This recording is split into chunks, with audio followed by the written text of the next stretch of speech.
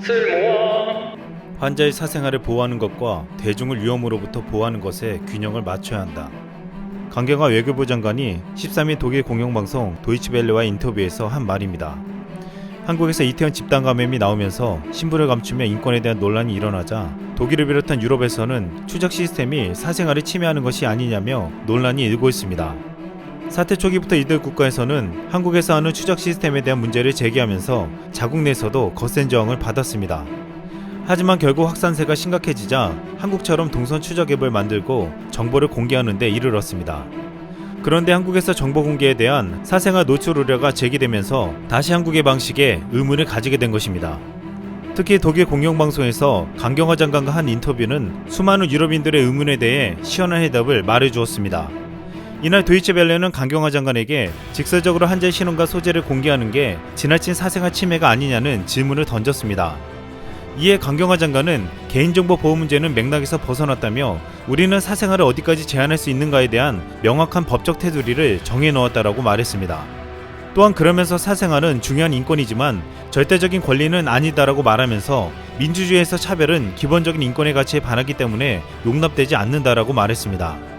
강경화 장관은 최근 이태원 클럽 등지에서 재확산이 벌어진 데 대해 클럽에서 보건규칙을 준수하지 않았다며 현재 클럽에 간 성소수자뿐만 아니라 다른 성 정체성을 가진 사람 등 클럽과 연관된 모든 사람을 추적하고 있다고 설명했습니다. 이날 인터뷰에서 보여준 강경화 장관의 발언은 사생활이 중요한 인권이지만 그보다 더 중요한 국민의 생명을 지키는 것에 대한 가치를 말해줬고, 또한 사생활은 절대적 권리가 아니며 이는 강한 법적 테두리 안에서 제한될 수 있음을 말해주었습니다. 게다가 이번 사태에서도 한국의 지자체들은 행정력을 사용해 유흥업소를 일시적으로 문을 닫게 했지만 전체적으로 사업장의 문을 닫게 하지 않고 경제적 활동을 이어갈 수 있게 해주었습니다. 감염병 위기에서도 개방성을 유지한다는 한국 정부의 방역 정책은 흔들리지 않음을 보여준 것입니다. 13일 12시 기준 이태원 집단 감염 총 확진자 수는 120명이라고 보도되었습니다. 방역당국은 카드 사용 내역, CCTV, 휴대폰 기지국 접속 내역 등을 총동원해 이태원 유흥업소 방문자 전수조사를 벌이고 있습니다. 그럼에도 여전히 신분 노출을 꺼리며 연락이 되지 않는 이들이 남아있다고 알려졌습니다. 이에 정세균 국무총리는 어떻게 해서든 이번 주에 모든 방문자를 찾아내 진단검사를 실시하는 것이 목표라며 전원을 찾아내겠다고 했습니다. 또한 검사 과정에서 신원이 노출되지 않도록 이태원 등 지역 방문 여부에는 아무것도 묻지 않겠다며 양성으로 밝혀지더라도 개인을 특정할 수 있는 정보는 삭제하고 2차 감염의 우려가 있는 동선만 최선으로 공개하겠다고 약속했습니다. 이미 익명검사를 시도한 박원순 서울시장은 놀라운 성과를 보였다고 했습니다. 지난 14일 서울시에서 익명검사를 도입한 후 검사 건수가 8배로 뛰었고 누적 검사 건수가 24,082건이 되었다고 했습니다. 익명검사 중에서도 확진자가 나오고 있으며 익명검사 수치는 일부러 밝히지 않겠다고 했습니다. 이것은 앞으로 더 자발적인 검사를 유도하여 감염이 확산되는 것을 최대한 막겠다는 것이었습니다. 이 같은 성과에 현재 서울시가 추진 중인 익명검사를 전국적으로 확대 시행하기로 했습니다.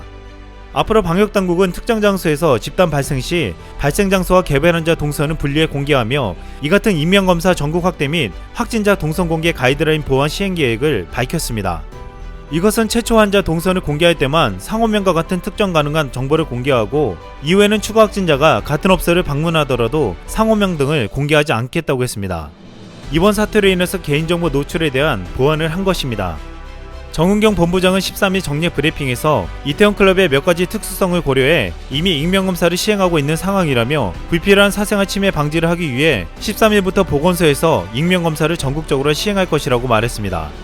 한국 정부는 이번 사태가 터지자 당혹스러워하고 있지만 방역 시스템은 흔들리지 않고 있으며 한층 업그레이드 되고 있습니다. 강경화 장관은 도이체벨레와의 인터뷰에서 이태원 클럽 재확산 사태가 발생한 데 대해 2차 파동의 가능성에 대해 경계해왔다. 이 바이러스는 매우 까다롭다. 빠르게 퍼지고 무증상 환자들에게 전염될 수 있다 라고 말하며 현재 시스템이 완전히 가동돼 진단검사를 위해 추적하고 있다라고 설명했습니다. 한때 한국의 방역을 극찬했던 미국 CNN 방송을 비롯하여 수많은 외신들이 한국의 이태원 클럽 사태에 대해 혐오와 증오가 확산된다고 보도하고 있지만 한국의 방역당국은 이러한 우려를 불식시키며 이 같은 사태에 어떻게 대처해야 하는지를 보여주고 있습니다. 한국은 지금 사생활 보호에 대한 제한 기준을 만들어 놓고 그동안 해왔던 방역 시스템을 보완하며 철저하게 진단검사를 하여 격리와 치료를 통해 확산되는 것을 막고 있습니다. 이상 쓸멍이었습니다.